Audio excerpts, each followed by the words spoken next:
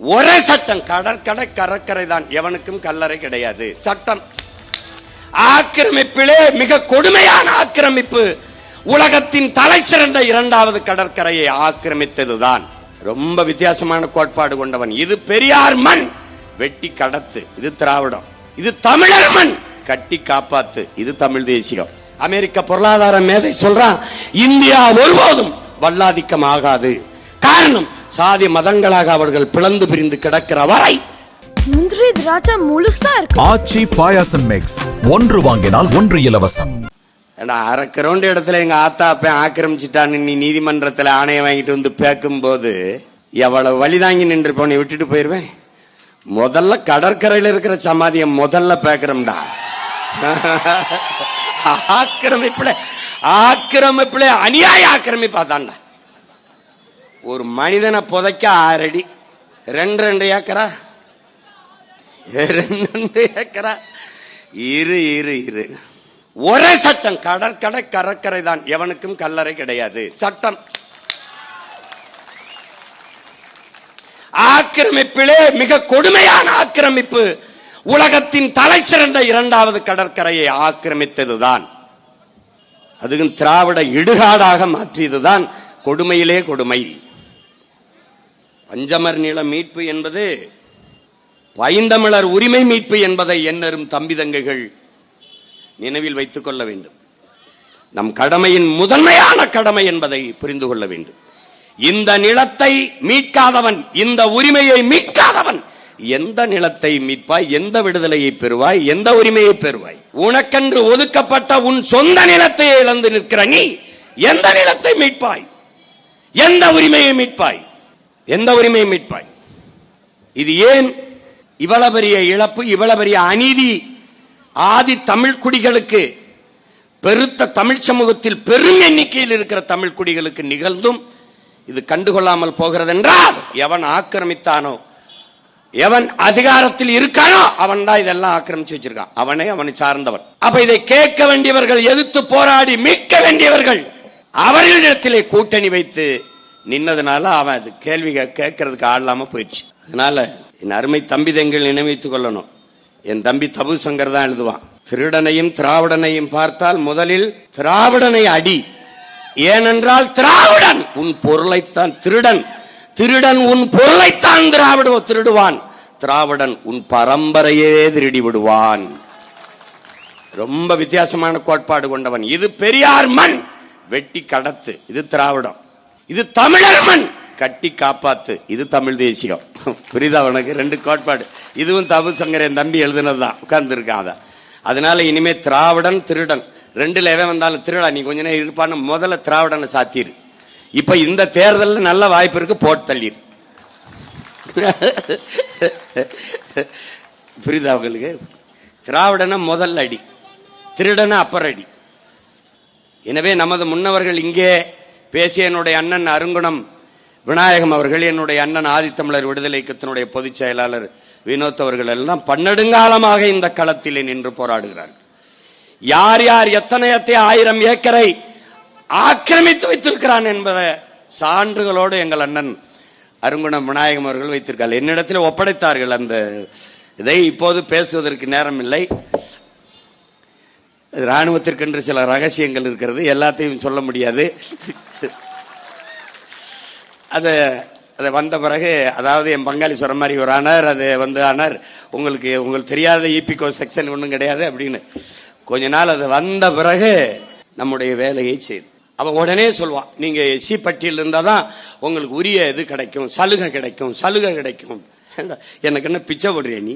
திரும்ப திரும்ப சொல்லுகிறோம், எங்களுக்கு வேண்டியது சலுகை அல்ல, எங்களுக்கு வேண்டியது எங்களுக்கான உரிமை. சாதி வாரி கணக்கெடுப்பு, தம்பி துரை சொன்னது போல, சாதி வேண்டாம்ங்கிறாரு, சாதி பார்த்து பழக மாட்டோம், சாதி பார்ப்பவர்களோடு பழகவே மாட்டோம் என்று சொல்றாரு. சாதிக்கு கொலை செய்யாதே, சாதியை கொலை செய் என்று சொல்லுகிறார். சாதிக்கு ரத்தவை உண்டு, என் ரத்தத்திற்கு சாதி வெறி இல்லை என்று சொல்லுகிறார். சாதி பார்த்து நீ போடுகிற ஓட்டு எனக்கு தீட்டு என்கிறார். ஆனால் சாதிவாரி கணக்கெடுப்பு எடுக்க சொல்கிறார். என் அருமை உடன் பிறந்தார்களே, பேரன்பு கொண்டு நான் நேசிக்கிற எண்ணரும் பெற்றோர்களே, சாதியை ஒழிப்பிற்கும் சாதிவாரி கணக்கெடுப்புக்கும் இருக்கிற உயிர் தொடர்பை நீங்கள் புரிந்து கொள்ள வேண்டும். இங்கே நத்தைக்கு எதற்கு கூட அவசியப்படுகிறது? புழுவுக்கு எதுக்கு கொடுக்கு தேவைப்படுகிறது? தேளுக்கு எதுக்கு கொடுக்கு தேவைப்படுகிறது? பாதுகாப்பிற்கு. நத்தைக்கு ஆபத்து இல்லை என்றால் ஓட அவசியம் இல்லை. தேளுக்கு ஆபத்து இல்லை என்றால் கொடுக்க அவசியம் இல்லை. இப்ப எனக்கு உண்டானது எனக்கு கிடைக்கும் என்றால் போட்டி இல்லை, பொறாமை இல்லை. அதை நீங்கள் ஆழ்ந்து கவனிக்கணும். நாங்கள் முன்வைத்த, உங்கள் பிள்ளைகள் முன்வைத்த கோட்பாடு என்ன? சாதிவாரி கணக்கெடுப்பு, குடிவாரி எண்ணு, சாதிவாரி கணக்கெடுப்பு எடுங்கள்.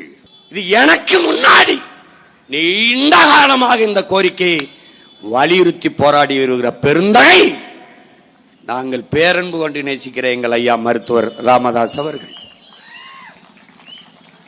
10 நாள்ல 5 கோடி பேருக்கு எஸ்ஐஆர் ஃபார்ம், அந்த சிறப்பு வாக்காளர் சீர்திருத்த திருத்தத்தை, அந்த வடிவத்தை கொடுத்து விட முடியும் என்றால், 10 நாள்ல கொடுக்க முடியும் என்றால் 10 மாசத்துல எடுக்க முடியாதா? சாதி வாரி கணக்கெடுப்பு எடுக்க முடியாதா? எடுக்க முடியும். ஏன் எடுக்க மாட்டான்? எடுத்தால் எத்தனை ஆண்டுகளா என் உரிமையை நீ பறிச்சு தின்றுக்காங்கிறது வெளிப்பட்டு போய், அதனால நீ பயப்படுற. ஐயா எம்ஜிஆர் எடுக்கல, சட்டநாதன் அம்பாசங்கர் அறிக்கையெல்லாம் ஏன் குப்பையில போட்டாங்க? எடுக்கல. எம்ஜிஆர் எடுக்க மாட்டார். எடுத்தால் அவருடைய சாதி மேனன் எவ்வளவு? ஒரு வார்டு கவுன்சிலரா கூட ஐயா வென்றிருக்க முடியாது. ஆனால் தொடர்ந்து 13 ஆண்டுகள் ஆட்சியில் இருந்துட்டாங்க. அம்மையார் ஜெயலலிதா அவர்கள் எடுக்க மாட்டார்கள். எடுத்தால் அவர்கள் எவ்வளவுன்னு தெரிஞ்சிடும். ஐயா கருணாநிதி அவர்கள், ஐயா ஸ்டாலின் அவர்கள் எடுக்க மாட்டார்கள். எடுத்தால் அவர்கள் எவ்வளவுன்னு தெரிஞ்சிடும். விளங்குதா? புரியுதுன்னு நினைக்கிறேன். 16 விழுக்காடு, 14 விழுக்காடு, 14 விழுக்காடு கவுண்டர், 14 விழுக்காடு, 16 விழுக்காடு பறையர், 18 விழுக்காடு வன்னியர், 14 விழுக்காடு முக்குளத்தோர், கள்ளர், மறவர், அகமுடையர். இந்த எண்ணிக்கையில் இருப்பவனுக்கு உரிய பிரதிநிதித்துவம் எங்க என்ற கேள்வி வந்துடும். விளங்கிருச்சுன்னு நினைக்கிறேன். அப்ப அதனால இவர்கள் எடுக்க மறுக்கிறார்கள். ஆனால் இந்திய நிலப்பரப்பிலே, இந்திய துணைக்கண்டத்திலே சமூக நீதி என்ற வார்த்தையை அதிகம் உச்சரிப்பவர்கள் திராவிடர்கள், திராவிட ஆட்சியாளர்கள். ஆனால் இந்த சமூக நீதி என்ற வார்த்தையை உச்சரிக்காத பீகார் எடுக்கிறது, தெலுங்கானா எடுக்கிறது, கர்நாடகா எடுக்கிறது, அதெல்லாம் எடுக்கிறது.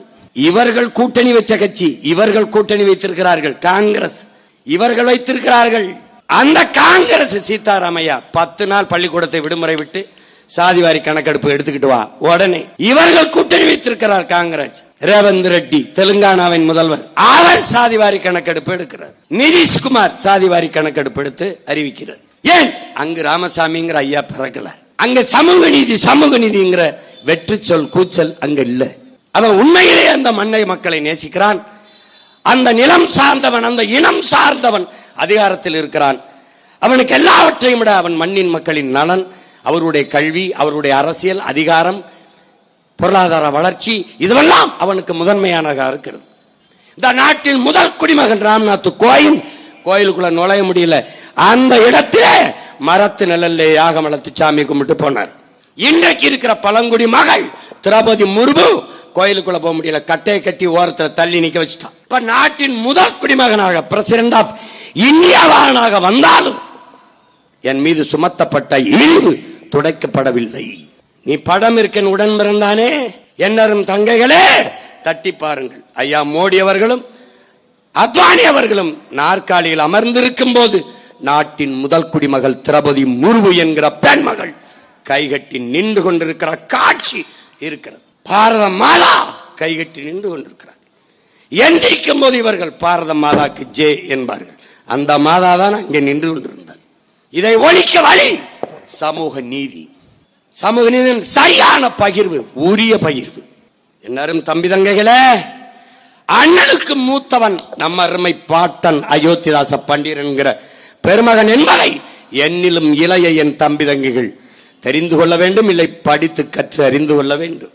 என்ன சொல்றாரு நினைக்கிற? வெள்ளைக்காரனிடம் அடிமைப்பட்டு கிடந்தோம், எல்லோரும் கிடந்தோம்.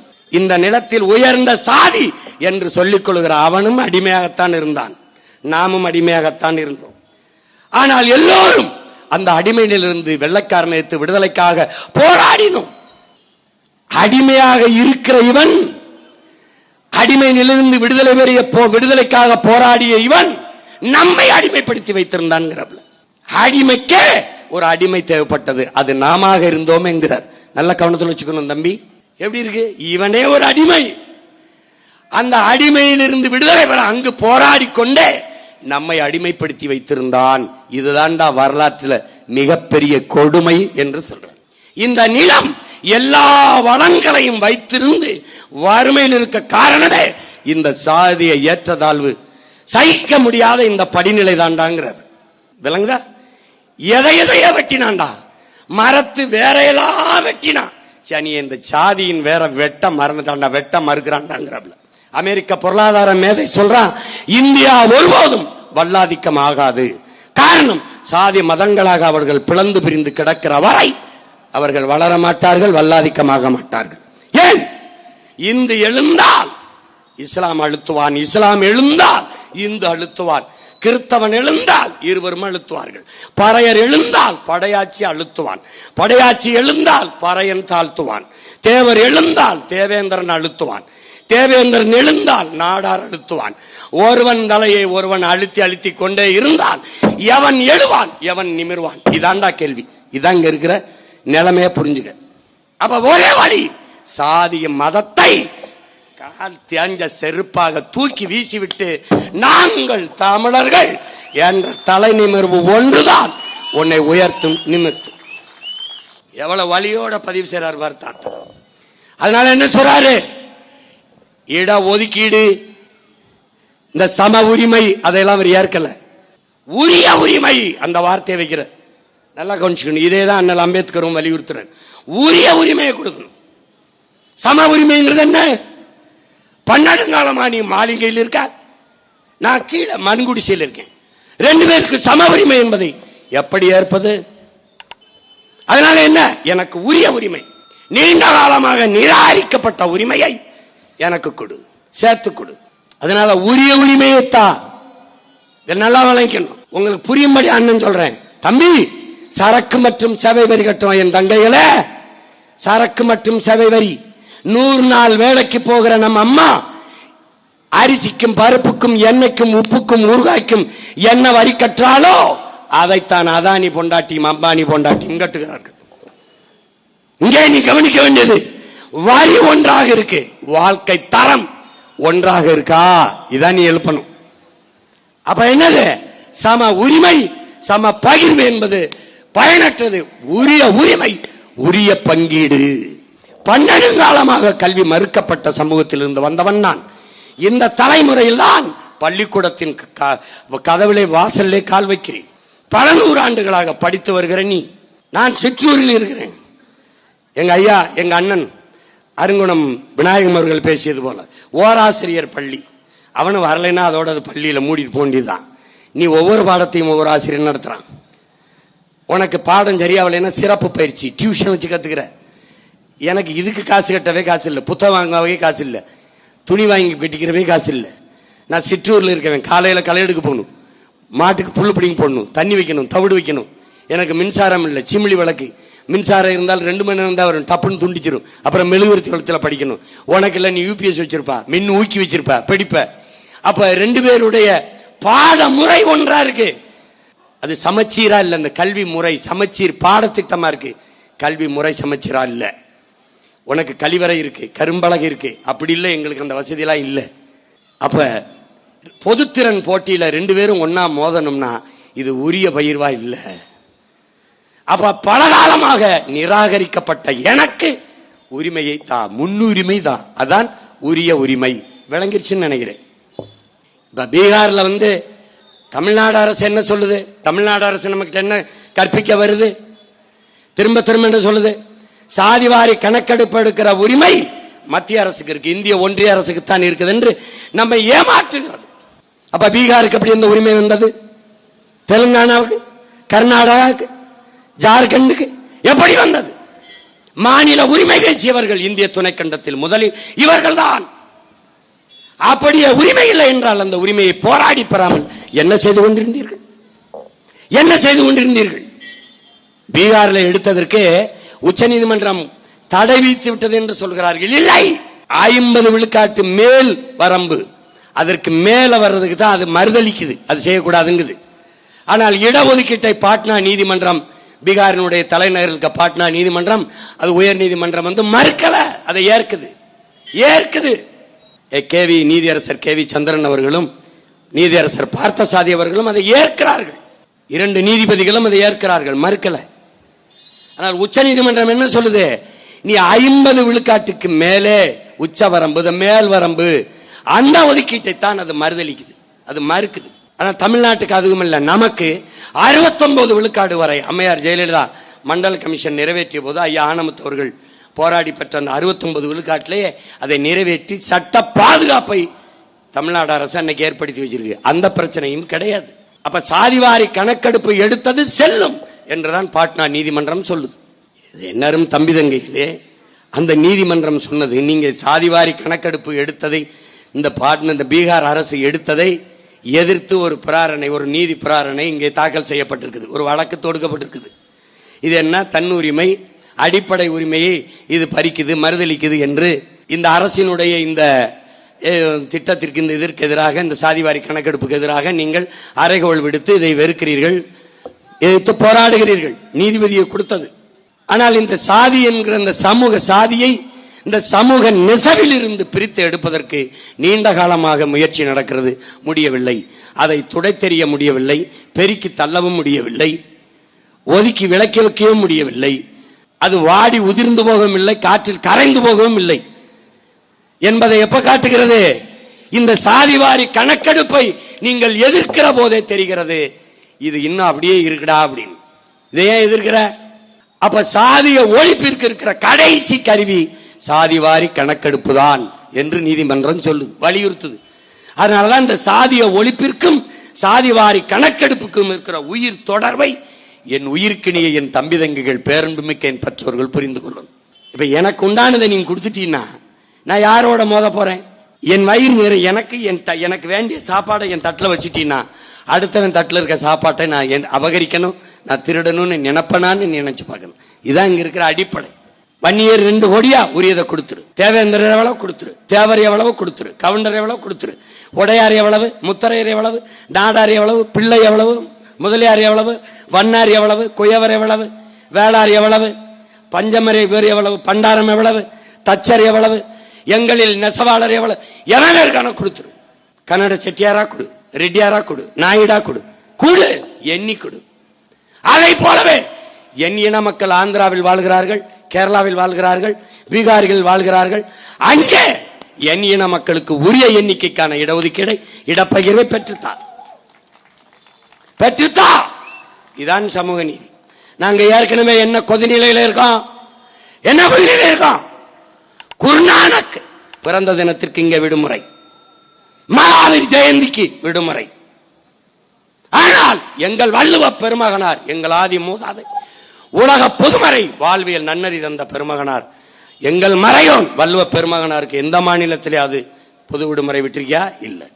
பெற்று தந்திருக்கியா? இல்ல. சரஸ்வதி பூஜைக்கு விடுமுறை, ஆயுத பூஜைக்கு விடுமுறை, விநாயகர் சதுர்த்திக்கு விடுமுறை, எல்லாத்துக்கும் விடுமுறை இருந்தது. எங்கள் இறை முருக பெரும்பாட்டனுக்கு விடுமுறை இருந்ததா? இல்ல. எப்ப வந்தது? அந்த திருமுக பெருமானின் பேரன் சீமான் வந்து போராடி, அது ஒரு தமிழன் எடப்பாடி பழனிசாமி முதலமைச்சராக இருக்கும்போது வலியுறுத்தி அதை பெற்றுக் கொடுக்க வேண்டிய நிலைமை இருக்கு. குடும்ப அட்டைக்கு 10 கிலோ அரிசி, முதல்ல அட்டை வேணும்ல, அட்டையே இல்லை எனக்கு, அப்புறம் எப்படி போய் நான் அதை வாங்குறது? எப்படி வாங்குறது? இதுதான் இங்க இருக்கிற சிக்கல். அதனாலதான் நீ சாதி வாரி எங்களுக்கு கணக்கெடுத்துடு. எங்க ஐயா கேட்கிறாரா 15 விழுக்காடு கொடுக்காத, எண்ணீரு, உடனடியா எண்ணீரு. 18 வருதா கொடு, இல்ல 10 வருதா கொடு, இல்ல 21 வருதா கொடு. எவனாவது எதிர்த்தா கேளு. கவுண்டரை என்ன, கவுண்டர் எவ்வளவு என்ன, 1.5 கோடி வருது, உரியதை கொடு. குடா, என் அண்ணனுக்கு தண்டை கொடுக்குற, என் சித்தப்பனுக்கு தண்டை கொடுக்குற, என் மாமனுக்கு தான் கொடுக்குற, கொடு. தேவரா என்ன, கல்லர் எவ்வளவு, மறவர் எவ்வளவு, அகமுடைய தனித்தனியா என்ன எண்ணிடு. நீ என்ன பண்ற?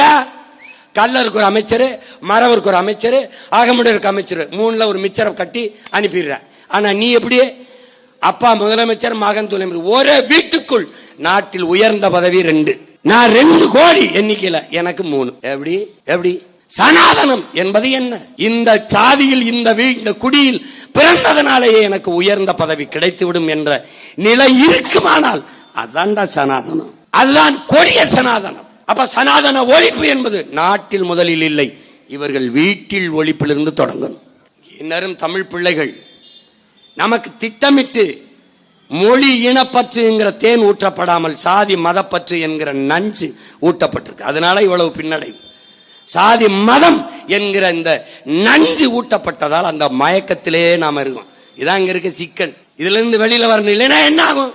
திருப்பரங்குன்றத்தில் அது முருகன் கோயில், இங்க ராமராஜ்யம் நிறுவனம்னா இப்படி என்ன வேலை பார்க்கிற? உன்னுடைய நோக்கம் என்ன? இந்திய பெருநிலம் முழுமைக்கும் ஒரு மதம் சார்ந்தவன் வாழுகிற நாடாக உருவாக்கணும்னு நினைக்கிறார். பிரபாகரன் பிள்ளைகள் தமிழ் தேசிய பிள்ளைகள், பேரன்பு கொண்ட தமிழ் தாயின் பிள்ளைகள். நாங்க நினைக்கிறோம் இது மனிதர்கள் வாழ்கிற நாடாக இருக்கணும்னு நினைக்கிறோம். ஒரு மதம் சார்ந்தவன், ஒரு சாதி சார்ந்தவன் வாழ்கிற நாடா இருக்கணும்னு நினைக்கல. இருக்கக்கூடாது. மானுட நேயம் கொண்ட மனிதர்கள் வாழ்கிற நாடாக இருக்கணும்னு நினைக்கிறோம். இதான் ரெண்டு பேருக்கு இருக்கிற கோட்பாட்டு முரண். முந்திரி திராட்சை முழுசா இருக்கு. ஆச்சி பாயாசம் மிக்ஸ், ஒன்று வாங்கினால் ஒன்று இலவசம். மின்னம்பலம்.com, தமிழின் முதல் மொபைல் பத்திரிகை.